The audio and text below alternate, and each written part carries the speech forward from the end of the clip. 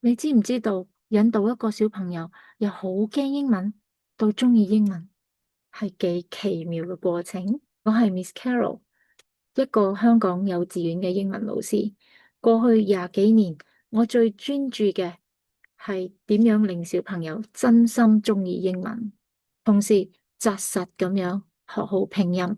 記得我啱啱教小朋友英文嘅時候，面對好活潑、扎扎跳嘅小朋友，我預備嘅字卡、圖片，通通冇用。佢有佢哋玩，我有我教，佢哋仲走嚟走去添。喺嗰一刻，我明白咗，我最大嘅挑戰唔係要教啲乜嘢，係要令佢哋願意上英文堂。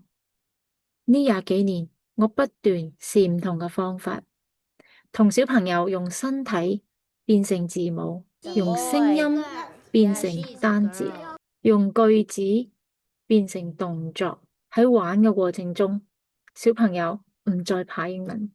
我設計嘅唔係課程，係一場場英文嘅探險。我嘅資歷唔係我嘅學位，係小朋友眼睛發亮，話畀我知佢鍾意上英文堂。嗰一個瞬間，喺我揮灑自如嘅背後，我嘗試咗好多方法，透過好多嘅觀察，做過好多嘅實驗沉澱。